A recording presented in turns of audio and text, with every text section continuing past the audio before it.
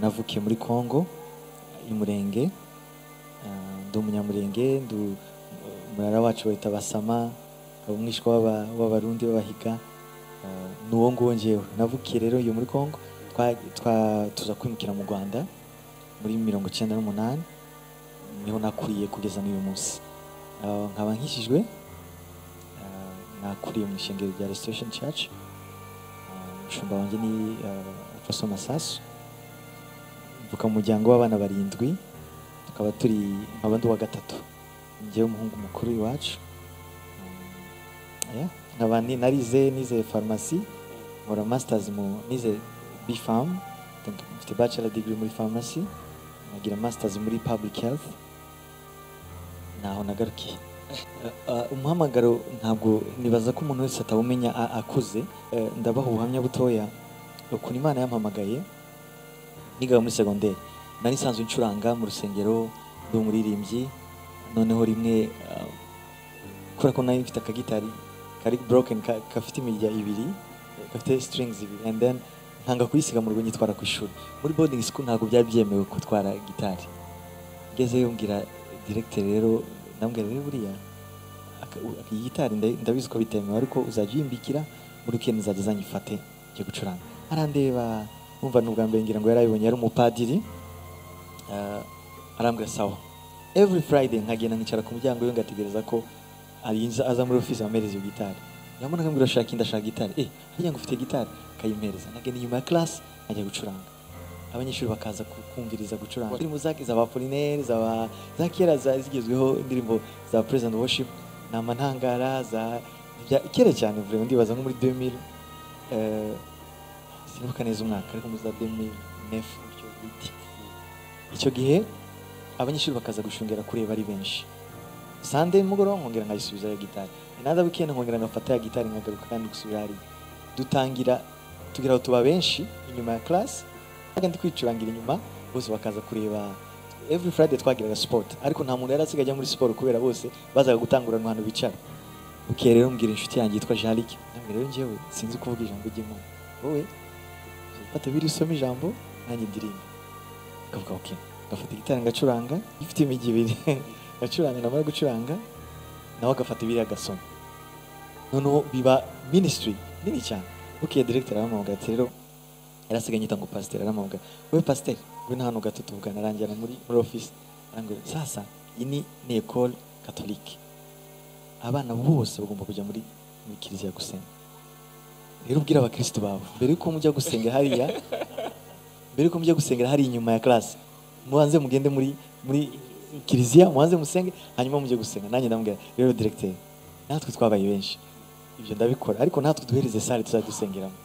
Aravuga sawa, that was the deal. Ubwo the next Friday mbwira abanyeshuri bamaze kudavuga muri twese tugende muri kiliziya dusenge, it's just 1 hour, then tugaruke dusenge hano. Baranyemera twese tugashorana, genda tugasenga. Twarangiza mess yo muri kiliziya, twese tukaza muri salle tugasenga.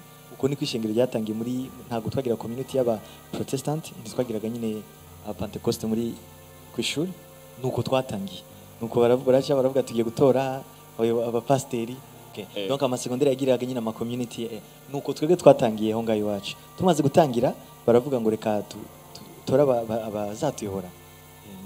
Baradutora, ndagenda rero mu gikanda bwa njyewe ntago ibyo kuyobora ntago mbizi, ariko nzajya ndirimba. Ubwo dushaka undi dushiraho nyine utari njyewe, ngiye ngumana nyine department ya kuririmba. Nuko nahamagawe.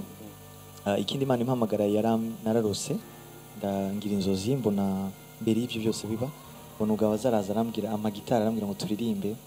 None turirimba indirimbo yanjye ivuga ngo yankuyeho urubanza, amaraso yamenetse yankuyeho urubanza. Iyo ndirimbo yarayindirimbiye yose irarangira. Ndangije mbyutse mu gitondo ndayandika, nkagira ngo indirimbo numvishije ahandi. Tumaze kuririmba iyo ndirimbo mu nzozi, arambwira ngo ese si witwa ngo ni cyambu, ngo Imana igiye kugira icyambu cy'abantu benshi cyane kuri isi. I was young, nta nubwo nari nzi watabuzwe icyo byari bivuze, numvaga ari n'inzozi. Nuko rero natangiye ndabivunaguye muri makeya, ariko nuko Imana yampamagaye kugeza dutangiye umurimo aho ngaho. Tuvuye aho rero ntangiye kuyobora group ya Louange, nibwo natangiye kwiyumvamo ko I can do this.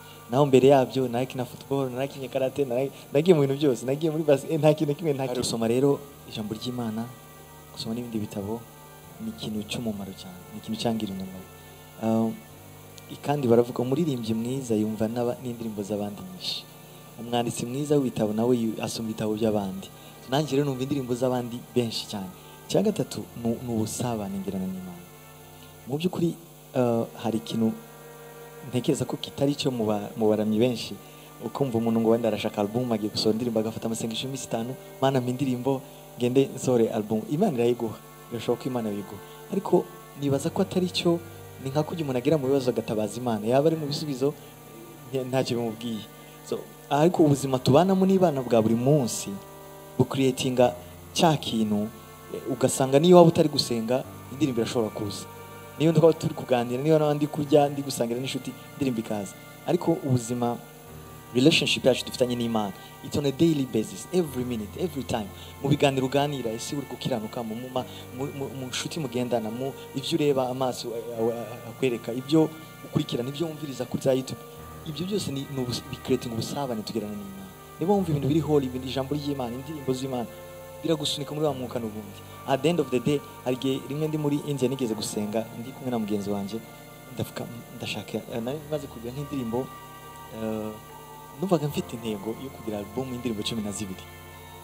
Ntaga indirimbo nyinshi ariko nkumva sinzi kunzi.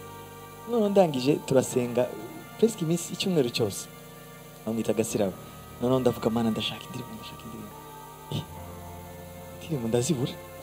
None ntangiye kurya, nayo yari muri jeune, ari mande ntangiye kujya ku ishuri, ntangiye gufungura, hari nko kuwa gatatu indirimbo zarazaga non stop. Urumva, donc si ayo masengesho yaduha indirimbo, ahubwo iyo relationship yacu n'Imana ni creating us. Ibyo byose ko ari bitatu nakubwiye: relationship yacu n'Imana, gusoma, na ya environment tubamo, kumva indirimbo z'abandi, kumva ijambo ry'Imana, kuba inspire n'ibintu bituzengurutse. Ko buri kintu cyose Imana yaremye gifite message kiguhereza, yaba umuntu, yaba ikintu, anything. Iyo urebye neza haba harimo ubutumwa Imana ishaka kuganiriza. So ibyo byose iyo byihuje muri wowe bikakuzamo, bicreatinga a uniqueness, umwimerere, ariyo twita inspiration. Iyo bikugeze mu nibyo bihimba akantu, kumva kumva warimbye akantu, kumva sasa imero wayikuye, aya magambo yakuye, nibyo bintu byose. Njyewe nuko ngo bigenda ni benshi, ariko funny thing nuko njyewe sinakuze nifuza numva nzaba umuririmbyi, nakuze numva nzaririmbira Imana, ariko ntago numvaga izaba umuhamagaro ukomeye ngo ngukore like full time. Numvaga nyine nafite zo kuba umupilote, zo kuba umuganga, nk'abana bose, zo kuba president nyine nk'abandi bana bose. Ariko every time nicaraga ahantu bari gucuranga, mvuga nezerewe, numva mfite amahoro menshi, numva ndishimye, numva ndashaka kuhatinda. Nagenda mu bindi nkumva nabyo ni biza, ariko nagera aho ngaho muri place numva niho hanje kabisa. Abarimbye rero numvaga ni benshi. Ari umugabo nakuze nkunda kumva bita Benjamin Dube, no mu South Africa. Hari kwaya yatangiye kera cyane yitwa Joy Celebration, naho na South Africa. Hari Hillsong hano, hari ba Israel Autumn, n'abandi benshi biwacu mu Rwanda, ba Aime w'Imana, barimbye benshi bari baje, ba Apollinaire. Icyo gihe vraiment bari twarabumviriza gukumva kabisa, wifuje kuba nkabo, même si icyo gihe atari inzozi zanjye, ariko nibo bantu babonaga nkabona kubakoresha bidasanzwe. Ni 2013 nari muri university ku ishuri, umuhungu umwe yarahagurutse turi gusenga, avuga ijambo, twese turarebana. Aravuga, icyo gihe nari ndi kuririmba, nta muntu yaranzi. Aravuga ati, n'abantu mwe muri hano, ati uyu mwana muri kubona hano, ati muzomwigire inshuti, muri inshuti nawe, kuko Imana igiye kumuzamura, ngo guhera uyu munsi mbibabwiye umuzatangira kubibona. Arangije ampereza Bibiliya, arayimpereza, arangije gusenga, arasenga, ambwira ibintu byinshi, arampanurira cyane, yahanuriye n'abandi benshi. Arangije ampereza Bible, aravuga ngo wowe Imana iguhaye rino jambo, ibintu wize uzabyiga ubirangiza ukomeze n'ibindi, ariko wowe rino niryo ryawe, iri jambo ni ry'Imana iguhaye, ngo iri ngiri uzorikuramo ubuzima bwose ushaka kubamo, uzobikuramo famiye nziza, uzobikuramo anything. Avuga ibintu byose in general bigize ubuzima. I was confused, sinari mbizi. So at that time dutashe, numva ngize inyota yo gusohora indirimbo, sinari nzi like the next day nibaza twari nka Sunday Monday dusubiye mu rugo bashaka gusohora indirimbo mba ngize note. So I have a friend of mine, he's called Brice, twarigana niwe yarazi utuntu twa computer, ndamubwira sasa waretse tukagura ka micro tugasohora indirimbo. Brice arambwira ati mbirimo ndikubitegura, nibwo yabikoze turagenda muri studio tuzikora. Ikintu cya mbere Imana yakoze yabanjije kundemera icyizere mu bantu turi kumwe twese abanyeshuri twigana. Narinjira mu mashambre yabo ma hostel nkabona umurongo wose bari gucuranga indirimbo zanjye, nkabwise barazi ko ndi hano cyangwa, ariko bari barazikunze cyane bakazikunda bakanansapotinga muri eglise nkuko bakanyereka urukundo rudasanzwe. Je nkagira ngo nukugira nyine bantere courage. Abo rero nibo bashize kuri YouTube, sinazi ngo YouTube ni ibiki, sinazi ntago nakoresha Facebook.